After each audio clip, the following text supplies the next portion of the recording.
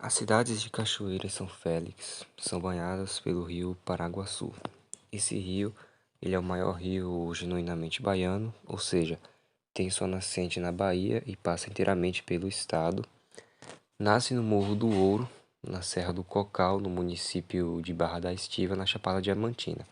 Segue em direção norte, passando pelos municípios de Ibicoara, Mucugê e até cerca de 5 quilômetros a jusante da cidade de Andaraí, quando recebe o rio Santo Antônio, mudando de direção em seu curso para oeste e leste, servindo como divisor entre os municípios de Itaitê, Boa Vista do Tupim, Marciconilho Souza, Itaberaba, Iaçu, Rafael Jambeiro, Santa Terezinha, Antônio Cardoso, Castro Alves, Santo Estevão, Cruz das Almas, Governador Mangabeira, Cabaceiras do Paraguaçu, Conceição da Feira, Muritiba, São Félix, atravessa os municípios de Cachoeira e Maragogipe e desemboca na Baía de Todos os Santos.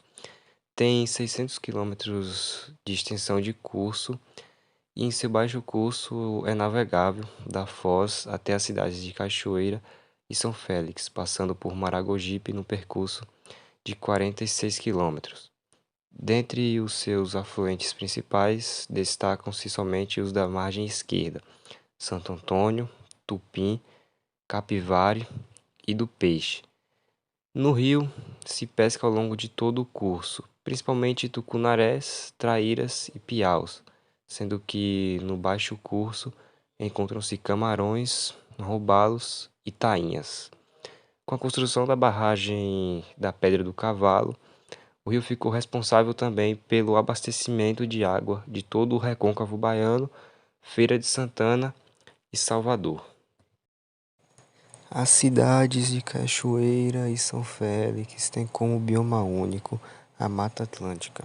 Algumas características desse bioma é que ele cobria inicialmente 15% do território brasileiro, passando pelo litoral de estados como Alagoas, Bahia, Ceará, Espírito Santo, Goiás, Mato Grosso do Sul, Minas Gerais, Paraíba, Paraná, Pernambuco, Piauí, Rio de Janeiro, Rio Grande do Norte, Rio Grande do Sul, Santa Catarina, São Paulo e Sergipe. Ela é composta por diversas formações florestais nativas e ecossistemas associados, como as florestas ombrófilas densas, as ombrófilas mistas, também conhecidas como matas de araucárias, as ombrófilas abertas, as estacionais semideciduais e as estacionais deciduais. Os ecossistemas associados são os manguezais, vegetações de restingas, campos de altitude, brejos interioranos, encraves florestais do Nordeste. Em relação a espécies, a Mata Atlântica possui cerca de 20.000 espécies de vegetais, 850 espécies de aves, 370 espécies de anfíbios, 200 espécies de répteis, 270 espécies de mamíferos e 350 espécies de peixes. Ela é extremamente importante, tanto economicamente como ecologicamente. As formações florestais encontradas na Mata Atlântica ajudam, por exemplo, na regulação do clima e proteção do solo. Nesse bioma é encontrado também uma grande variedade de espécies animais e vegetais que possuem diversas aplicações econômicas. Várias espécies são usadas na alimentação, para a obtenção de madeira, como matéria-prima para a fabricação de medicamentos e cosméticos. Porém, o uso descontrolado da biodiversidade na Mata Atlântica tem causado grande destruição desse importante bioma. De acordo com a história do Brasil, o marco inicial do Brasil Colônia foi o momento em que D. João III encaminhou Martim Afonso de Souza, em 1530, para realizar uma expedição colonizadora no litoral brasileiro. A finalidade foi estabelecer vilas e dividir lotes de terra para os donatários, pessoas que administravam terras que recebiam. Exploraram metais preciosos e cultivavam cana-de-açúcar. O trabalho de expedição de Martim Afonso de Souza estendeu-se no litoral de Pernambuco até o Rio da Prata. Ele afundou no litoral paulista a primeira vila do Brasil, em 1532, denominava de Vila de São Vicente. A partir de então, Portugal adotou uma medida para estabelecer o processo de colonização do Brasil. as capitanias hereditárias.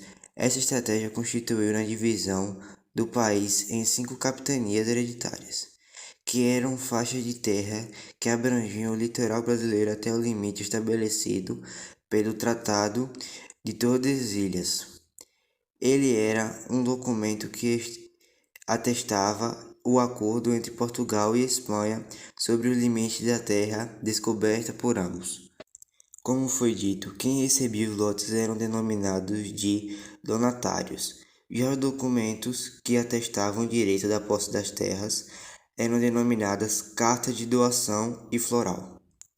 A terra recém-descoberta despertava interesse não apenas de Portugal, mas também de outras nações. Os lusitanos enfrentavam ameaças de navios estrangeiros que cercavam o litoral brasileiro, como exemplos franceses que haviam fortalecido relações com os indígenas. Além disso, alguns países não reconheciam o Tratado de Tordesilhas. A Declaração de Independência, feita por Dom Pedro I em 7 de setembro de 1822, deu início a uma série de conflitos entre governos e tropas locais, ainda fiéis ao governo português e às forças que apoiavam nosso novo imperador. Na Bahia, o fim do domínio lusitano já se fez presente no ano de 1798, ano em que aconteceram as lutas com Juração Baiana. No ano de 1821, a notícia da Revolução do Porto reavivaram as esperanças autonomistas em Salvador. Os governos favoráveis ao fim da colonização enxergavam na transformação liberal lusitana um importante passo para que o Brasil atingisse sua independência. No entanto, os liberais de Portugal restringiram a onda de mudancistas ao Estado português, defendendo a reafirmação dos laços coloniais. As relações entre portugueses e brasileiros começaram a se acirrar, promovendo uma verdadeira cisão entre esses dois grupos, presentes em Salvador. Meses antes da independência, grupos políticos se articulavam pró e contra essa mesma questão. No dia 11 de fevereiro de 1822, uma nova junta de governo administrada pelo brigadeiro Inácio Luiz Madeira de Melo deu vazão às disputas, já que o novo governador da cidade se declarava fiel a Portugal, utilizando autoritariamente as tropas. Bom, vamos falar sobre a parte de sociologia. Nessa parte de sociologia, temos 3 tópicos importantes onde aprenderemos um pouco mais. O primeiro é a influência do homem no meio ambiente, patrimônio material e imaterial da sociedade e manifestações culturais.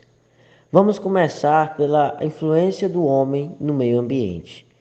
Podemos ver que o homem foi se adaptando ao meio do local e podemos ver que em Cachoeira de São Félix temos a beira dos rios, onde temos pontos de embarcações, temos também a questão da linha do trem, onde passa de um lado para o outro, temos casas ao redor do rio, temos casas em cima dos morros onde foi precisado desmatar. Então vemos nessas questões onde que o homem teve que entrar e fez parte do meio ambiente, onde desmatou um pouco da floresta e construiu suas casas naqueles local. Tanto suas casas como patrimônios, onde hoje tem valor histórico, tanto para todas as pessoas quanto para as pessoas que foram donos de lá. Vamos falar agora também sobre o patrimônio material e imaterial.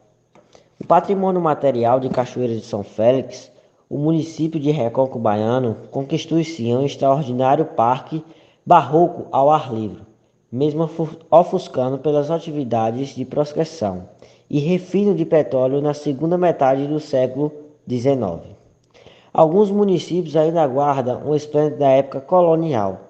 A maior expansão do barroco recôncavo é da cidade de Cachoeira, mas quase todos os municípios da região possuem verdadeiros tesouros da época e da prosperidade baseada na riqueza criada nos engenhos de cana-de-açúcar com a exploração da mão de obra escravizada. Então podemos ver que é uma cidade onde teve bastante plantação de cana-de-açúcar e uma mão de obra que não era livre, era escravizada. Também podemos considerar uma joia de patrimônio cultural e imaterial, contra as igrejas, temos as igrejas, casarões antigos, também temos cachoeira, onde é possível tomar banho das pessoas.